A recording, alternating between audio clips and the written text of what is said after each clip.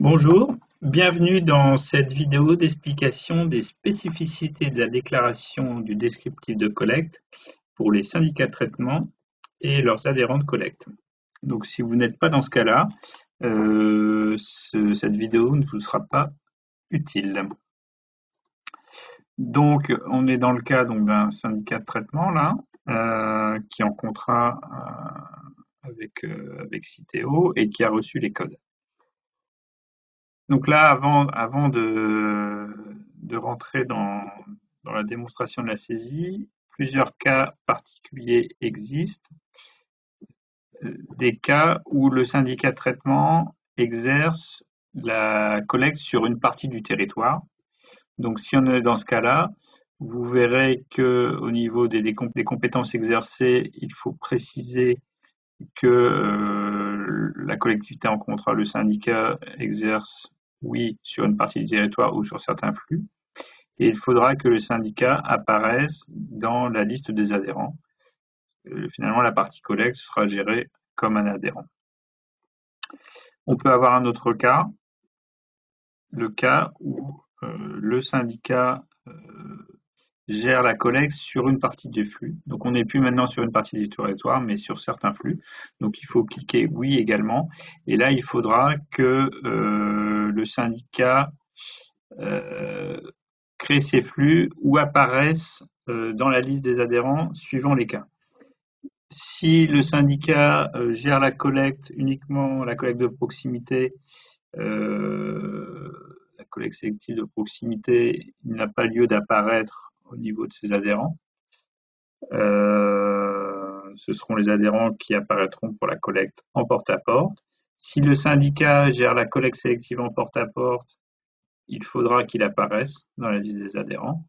Et si le syndicat ne gère pas la collecte sélective en porte-à-porte, mais si cette collecte existe et est gérée par les adhérents, il ne faudra pas qu'il apparaisse dans la liste et ce seront ces adhérents qui apparaîtront dans la liste, quand bien même ce syndicat gère la collecte des ordures ménagères. Donc voilà, vous aurez accès au guide pour relire ces parties-là. Je ne vais pas m'éterniser parce que ça concerne peu de cas. Donc on va tout de suite aller dans l'interface de déclaration pour vous illustrer. Donc c'est ici que on peut cliquer oui, non. Alors il n'y a pas d'action, ça ne définit pas d'action sur l'interface, simplement c'est de l'information pour nous, sachant qu'on a pré-rempli ces informations-là à partir des éléments de terrain que l'on avait. Donc là, on va se mettre dans un cas simple où le syndicat ne gère pas de collecte, ni sur une partie du territoire, ni sur certains flux. Par contre, là, j'ai préchargé, j'ai pré-renseigné. Ce syndicat a 3 adhérents, 2 qui font la collecte et un adhérent qui gère uniquement la fiscalité. C'est pas le cas le plus simple. Je vais peut-être simplifier pour la démonstration. Donc, je vais supprimer cet adhérent qui gère la fiscalité et je vais attribuer à ces adhérents A et B le rôle de fiscalité qu'ils ont réellement. Et je vais leur mettre une tarification par défaut. Donc ces 2 adhérents, ce sont par exemple des comités de communes, des communautés agglo qui ont délégué le traitement mais qui gèrent la collecte et la fiscalité. Donc à ce niveau-là, je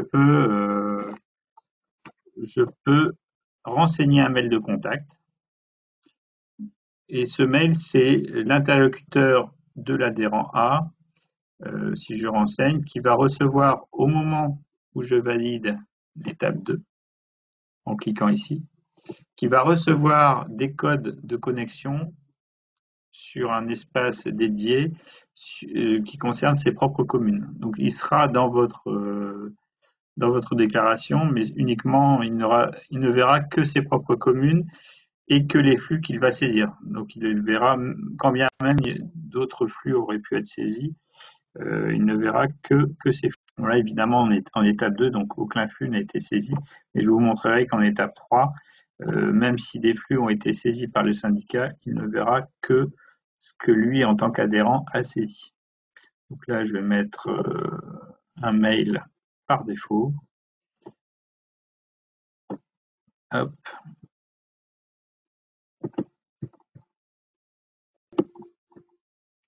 Je vais mettre le mail descriptif.de collect@citeo.com. Je peux lui mettre une date limite, c'est-à-dire l'adhérent saura que idéalement il faudrait qu'il puisse faire la saisie à telle date. Je vais mettre le 31 mai 2020. Merci pour votre saisie de votre descriptif. Je valide. Donc là, le mail n'est pas encore parti, mais c'est au moment où je vais valider l'étape que le mail va partir. Et donc, je vais saisir un deuxième mail ici. Donc, je vais faire la manipulation hors ligne. Plutôt non, pour la démonstration, je ne vais pas mettre de mail, je vais montrer qu'en étape 3, on peut le faire. Donc je vais maintenant valider l'étape. Je n'ai plus d'anomalie. Je valide l'étape. Et j'arrive en étape 3, l'étape de saisie du schéma des flux. Donc on voit ici que un mail a été renseigné, l'autre non. Et donc là, je peux le faire à ce moment-là. Même si en étape 2, je n'ai pas saisi de mail, je peux ressaisir un mail. Et à ce moment-là, si je le fais là, dès que je valide, le mail va partir instantanément du site. Et ce ne sera pas au moment de la validation, ça va partir de manière instantanée. Donc là, vous avez toujours possibilité, si vous avez un changement d'interlocuteur, il n'y a plus besoin de revenir en étape 2 qui par ailleurs a été validée. Vous pouvez faire les changements facilement ici.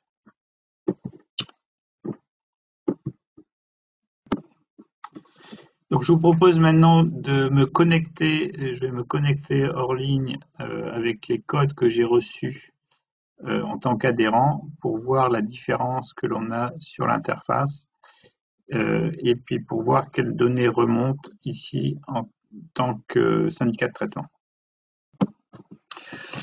Donc voilà, je me suis connecté en tant qu'adhérent, donc c'est mon mail qui apparaît ici. Et je retrouve ici le code, enfin le nom de la collectivité mère, la collectivité avec qui Citeo a un contrat, et je retrouve ici le nom de l'adhérent, donc PCI adhérent A. Je clique sur ma déclaration et là je ne peux accéder qu'à l'étape 3. Donc finalement c'est une image sur les communes de cet adhérent pour la saisie du schéma de collecte, les étapes 1 et 2 étant verrouillées, parce qu'il n'y a évidemment pas lieu de modifier le périmètre du contrat, ni la liste des adhérents qui sont gérés par le syndicat. Et donc là, je peux saisir des flux, comme c'est expliqué dans le tuto sur la saisie du schéma de collecte. Donc là, je vais saisir quelques flux hors ligne et je reviens vers vous pour vous montrer ce qui remonte au niveau du syndicat de traitement. Donc voilà, j'ai créé deux flux. J'ai créé un flux collecte sélective multimatériaux et un flux ordures ménagères sur l'ensemble du territoire. Je n'ai volontairement pas créé le flux vert.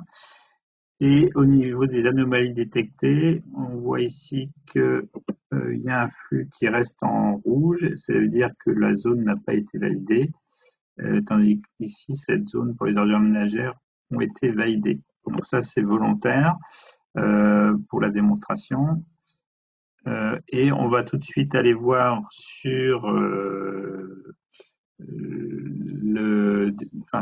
sur la session du syndicat de traitement les informations qui sont remontées. Donc voilà, je suis au niveau de la session du syndicat de traitement et donc sont remontées de manière instantanée les informations saisies par mon adhérent. Et on voit ici qu'on a l'information de l'adhérent qui a créé le flux. je vais vous montrer qu'on peut ici également saisir un flux en tant que syndicat. Et je vais le faire hors ligne et vous montrer ce qui se passe au niveau de l'adhérent. Donc voilà, j'ai créé un flux vert, mais en tant que syndicat de traitement sur le périmètre de mon adhérent A. Donc on voit ici que ce qui apparaît, ce n'est plus le nom de l'adhérent, mais le nom du syndicat. Et on va aller voir en tant que avec les codes reçus par l'adhérent ce qu'il voit. Donc voilà, je suis revenu sur ma session adhérent. Je vois toujours les flux qui ont été créés par moi. Par contre, je ne vois pas le flux vert, quand bien même qui a été saisi par le syndicat de traitement. Ce sont sur mes communes. Donc là, il faut bien noter que l'information ne va que dans un sens, c'est-à-dire que les adhérents de collègues saisissent les informations qui remontent dans le schéma de collecte du syndicat, mais les informations du syndicat ne remontent pas dans le schéma de collecte de l'adhérent.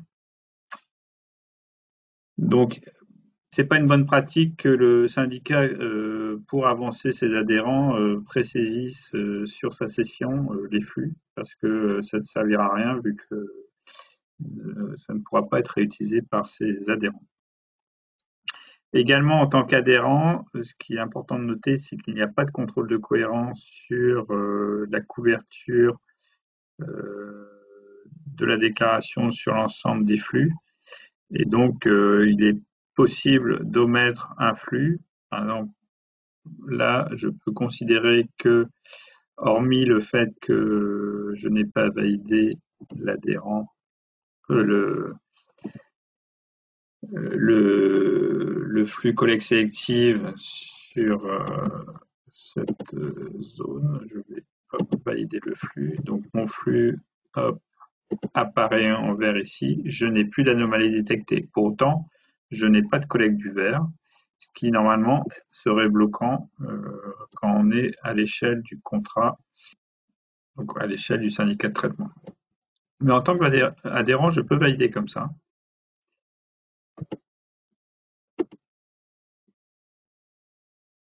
Ah oui, il y a des anomalies parce que je n'ai pas renseigné mes informations sur le trieur foyer, ce que je vais faire hors ligne. Donc voilà, j'ai saisi mes informations sur le trieur foyer et la propreté. Donc, normalement, je n'aurai plus d'erreur. Je peux valider.